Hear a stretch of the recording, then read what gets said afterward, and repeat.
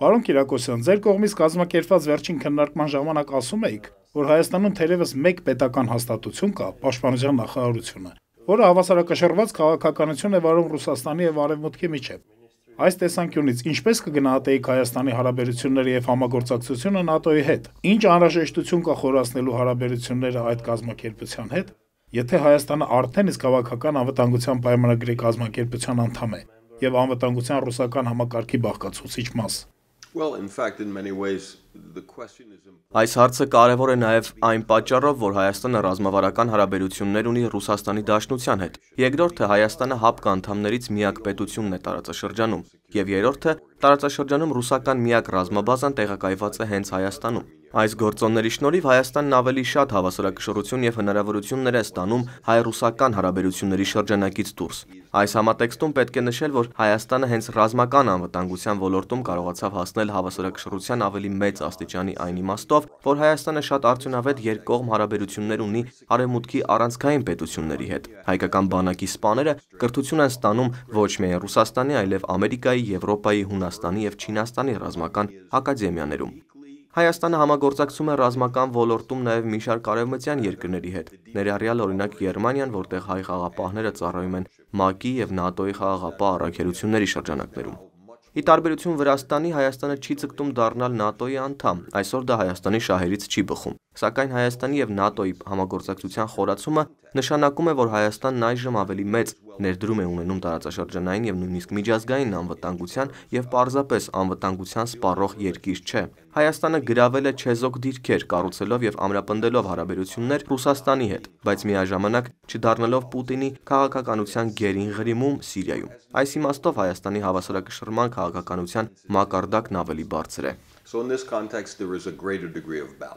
Իսկ ՆԱՏՕ-ն կարող է ինչ-որ իմաստով դիտարկվել որպես անվտանգության այլընտրանքային համակարգ Հայաստանի համար։ Ոչ, քանի որ ընտրությունը պետք է լինի կամ մեկի, կամ մյուսի օգտին։ Ես կասեի ՆԱՏՕ-ն անվտանգության լրացուցիչ դաշինք է Հայաստանի Հանրապետության համար, ի հավելումն Ռուսաստանի Դաշնության։ Անկախ այն հանգամանքից մեզ դուր է գալիս թե ոչ, Ռուսաստանը եւ հայ-ռուսական հարաբերությունները շատ կարևոր նշանակություն ունեն։ Ես քննադատում եմ այդ հարաբերությունների ոչ հավասար եւ անհամաչափ լինելը եւ Ռուսաստանի գոռոզամիտ վերաբերմունքը։ Հայաստանի ռազմավարական նշանակությունը Մոսկվայի համար շատ ավելի մեծ է, քան շատերը կարծում են Հայաստանում, իսկ Ռուսաստանի նշանակությունը Հայաստանի համար այնքան մեծ չէ, որքան ոմանք ներկայացնում են։ Այս համատեքստում Հայաստանը փորձում է վերլուծել տարածաշրջանային զարգացումներն ու միտումները եւ սկսում գիտակցել, թե որքան վտանգավոր է մեկ ուղղությամբ քաղաքականություն վարելը։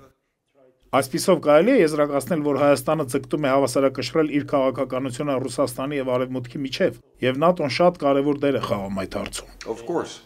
Այո, իհարկե, ՆԱՏՕ-ն կարևոր է ոչ միայն որպես անվտանգային կազմակերպություն, ՆԱՏՕ-ն նաև աջակցում է ժողովրդավարացման գործընթացներին, ժողովրդավարական բարեփոխումներին անվտանգության ոլորտում, ինչի կարիքն ունի Հայաստանը։ ՆԱՏՕ-ն ունի նաև քաղաքակրթական նշանակություն, իդեալների եւ արժեքների առումով։ Եվ այս տեսանկյունից Հայաստանը շատ ավելի մոտ է ՆԱՏՕ-ին, քան Վրաստանը կամ Ադրբեջանը։ Սա ունի երկու պատճառ։ Հայաստանը միակ երկիրն է այս տարածաշրջանում, որը վերահսկում է իր ողջ տարածքը։ Հայաստանի տարածքի որևէ հատված բռնազավթված չէ, ի տարբերություն Վրաստանի եւ Ադրբեջանի։ Հայաստանը չունի տարածքային կորուստներ։ Երկրորդ գործոնը, որն ավելի է մոտեցնում Հայաստանը ՆԱՏՕ-ին, ավելի կարևոր է։ Հայաստանը ռազմական վտանգ չի ներկայացնում իր հարևան երկրներից որևէ մեկին, ընդ որում Հայաստանն ամենահզոր ռազմական ուժն է Հարավային Կովկասում։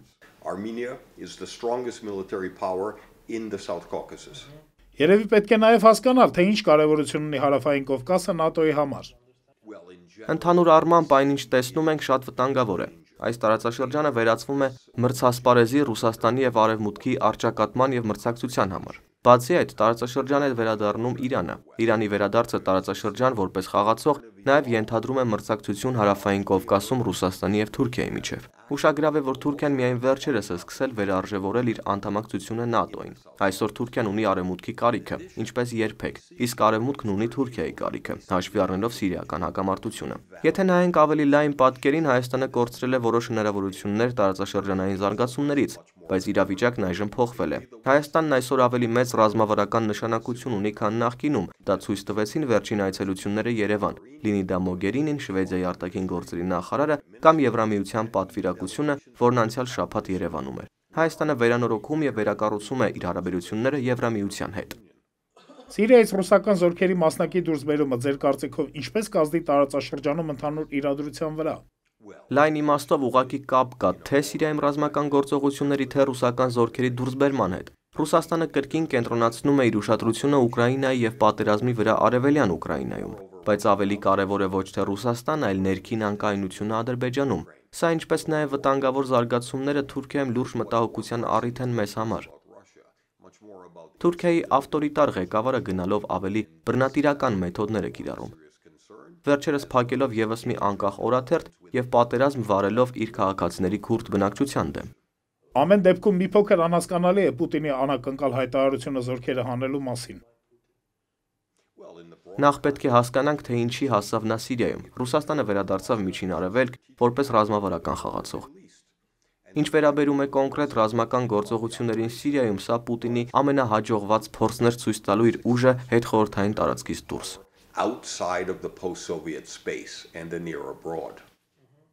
Վերադառնանք ՆԱՏՕ-Հայաստան հարաբերություններին, ինչպես կգնահատեք Բրյուսելում կայացած վերջին հանդիպման արդյունքները։ Սա շատ հետաքրքիր է։ Հայաստանի արտաքին գործերի եւ պաշտպանության նախարարները վերջերս Բրյուսելում էին, որտեղ 28+1 ձևաչափով հանդիպեցին ՆԱՏՕ-ի գլխավոր քարտուղարի եւ ՆԱՏՕ-ի 28 անդամ պետությունների դեսպանների հետ։ Մենք կոնկրետ չգիտենք, թե ինչ համաձայնություններ են ձեռք բերել կողմերը, բայց այդ հանդիպումից հետո Հայաստանի նախագահը հանդիպեց Ռուսաստանի նախագահ Պուտինի հետ, որպես հավասարակշռության քաղաքականության դրսևորում։ Շուտով սպասվում է մեկ այլ կարևոր իրադարձություն՝ նախագահ Սարգսյանը մարտի վերջին կլինի Վաշինգտոնում, մասնակցելու նախագահ Օբամայի կազմակերպված միջուկային անվտանգության գագաթաժողովին։ Բոլոր այս 3 հանդիպումներն էլ կարևոր են եւ ապացուցում են, որ Հայաստանի ռազմավարական նշանակությունը, ինչպես նշեցի, ավելի մեծ է, քան նախկինում։ Կարծում եք Վաշինգտոնում կլինի հանդիպում Հայաստանի եւ Ադրբեջանի նախագահների միջև Միացյալ Նահանգների նախագահի միջնորդությամբ։ Ես հույս ունեմ, որ այդ հանդիպումը կկայանա, որովհետև երկխոսությունն ինքնին շատ կարևոր է, բայց ես կարծում եմ, որ հարցն ավելի շատ այն է, թե ինչ է ուզում անել կամ ինչին է համաձայն ադրբեջանական կողմը, որովհետև հայկական կողմը միշտ պատրաստ է եղել հանդիպել Ադրբեջանի ղեկավարության հետ։ Այնպես որ ամեն ինչ կախված է նրանից, թե ինչ տրամադրություն կունենա Ալիևը։